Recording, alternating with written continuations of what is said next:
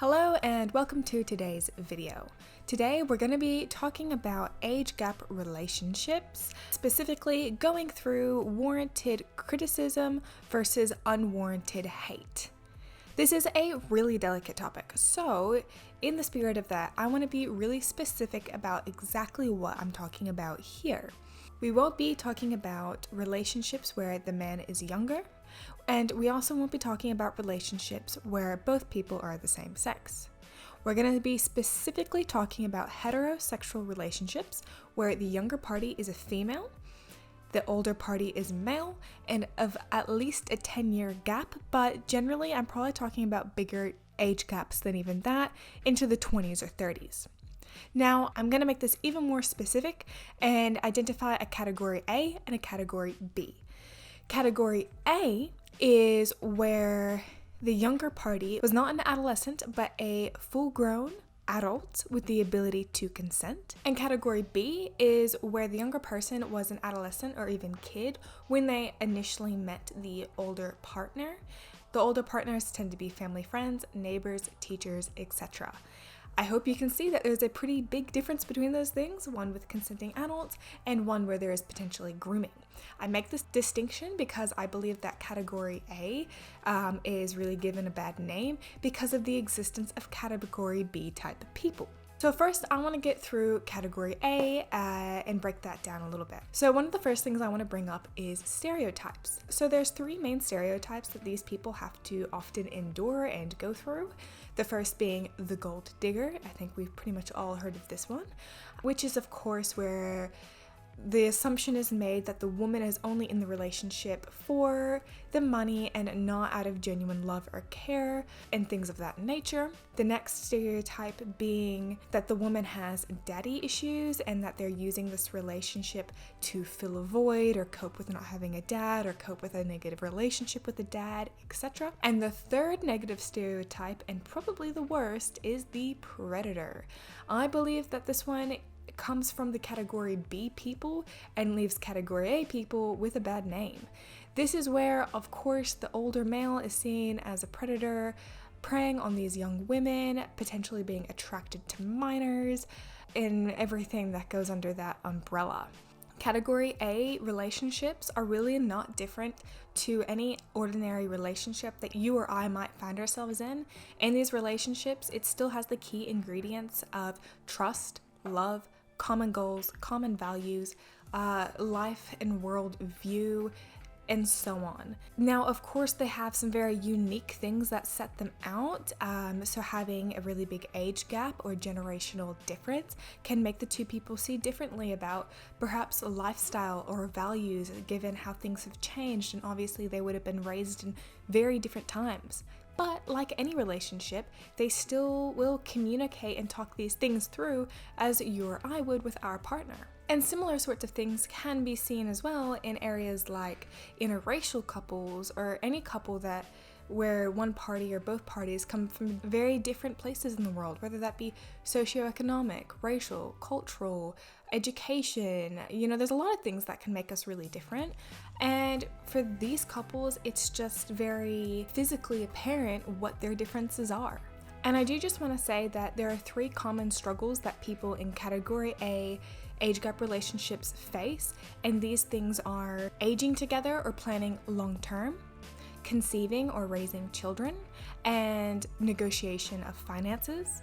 But again, we have to deal with very similar things in everyday relationships as is. So I just want to say, when it comes to category A people, those who are consenting adults should be able to go about their everyday lives without having to put up with negative stigmas and unhelpful criticisms. Anyways, that's category A, and now that it's out of the way, I want to talk about category B, because this is where I think some really sketchy things are going on and where things are not okay.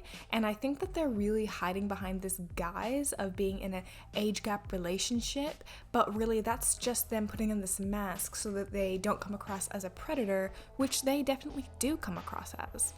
When it comes to category B relationships, I already explained what I meant by this, but I just want to emphasize how creepy and disturbing I find it that a man could watch a girl grow up And then just as she becomes at the age of consent, they're suddenly in a romantic relationship. That's clearly grooming. That's clearly wrong. Probably one of the most disturbing cases of this, and most famous, is what you see in the docu-series Hidden in Plain Sight, put out by Netflix. I highly encourage you go and watch this if you haven't already, because it's really interesting and really upsetting to watch this docu-series. And to boil it down at its most simple form, it's essentially where this man has kidnapped a young girl as a result of grooming her and the parents, and then he manipulates her into having sex with him. And then when the parents finally get the young girl back, she maintains for years that she is strongly in love with this man and believing that it's an authentic, genuine relationship, which it never was. This is an extreme example, but I think it's important to bring up because it shows the extent to which a young person who's in their formative years can be brainwashed and manipulated. I'm going to break down now a few categories that I think are particularly problematic, so you'll see them come up on the screen as I go through them. The first category I want to bring up is isolation. I did hear one story where a woman was having troubles with her family because they didn't understand the relationship between her and this much older man. And the man ended up giving this young woman the ultimatum to either be with her family or have complete loyalty to him. And I find that very concerning, and the way that she presented this fact was very relaxed, like there was nothing wrong about it. But you should never be giving your loved one an ultimatum between this person and their family. That just doesn't seem right to me at all. This leads into grooming a little bit. I may have already touched on this a little, but obviously it's worth noting that if somebody is in their adolescent years, their brain is still developing, their life experience is limited, obviously they're super easy to groom. And in any relationship between any two people, you're gonna rub off on each other, whether it be eating habits or life perspective. When you spend a large amount of your time with one other individual, you will subtly change in some ways. That's often just how it goes. We all know somebody who, after they start dating someone, they, have a little phrase they pick up, or they start to use a coaster when they never used a coaster before. Little tiny things like that are inherent in any relationship. However, where there's this huge age gap and power imbalance, all it takes is that older party to deliberately plant certain seeds in the young person's mind, and suddenly you have a groomed young person. I want to move on now to family planning. So across category A and category B type relationships, family planning plays a huge role, because since there's a party that's so much older, there becomes like a ticking time bomb that they need to have kids ASAP, as soon as possible. In category A and category B relationships, there's a large emphasis on having children as soon as possible.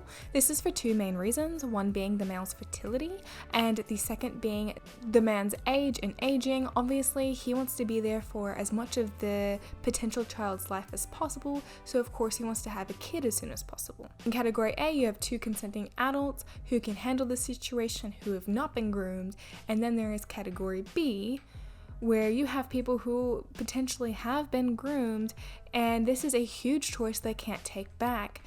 They can be feeling this pressure that they need to provide a kid, and this pressure can become so much that they choose not to focus on a career or education, which then makes them further isolated in the future should they ever want to leave, because then they don't have the resources they need to, get a job and leave. And having a kid is quite a large thing to have you, tied into this relationship as well.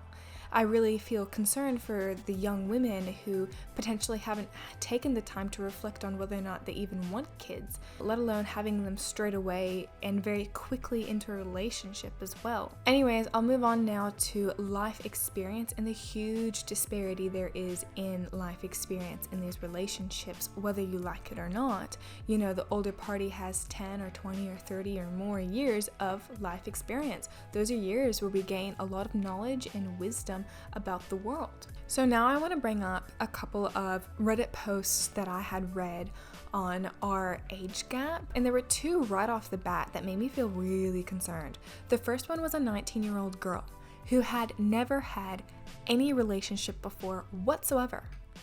And so her first relationship was with a 55-year-old man.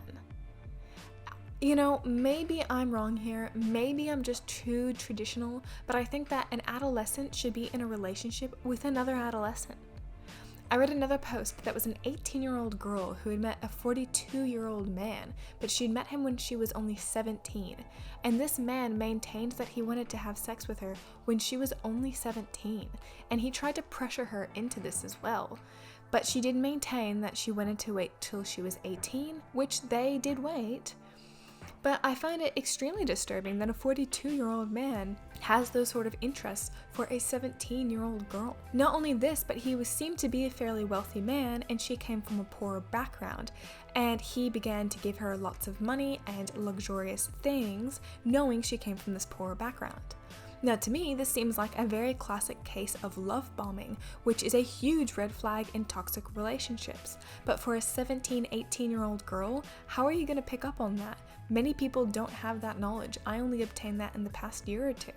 On the other note of life experience is that this young person will likely have to give up at least somewhat, if not all, of potentially going out and having fun with friends. And in Category A relationships, this seems to be something that is well negotiated and that both parties understand. And often in Category A relationships, the older partner wants what's best for the younger partner, and they understand each other's needs and wants and make compromises like anybody would in a relationship. And yes, there's older people who like going out and younger people who like staying in. But I find it concerning where a young person has never gotten to experience that freedom of going out and having fun, then just deciding that they'll just give up on that and be in this other relationship, but they don't even know what they're giving up. Again, that just makes me very concerned because they should have all the facts and all the information. Anyways, guys, that pretty much sums up my thoughts and perspective on age gap relationships.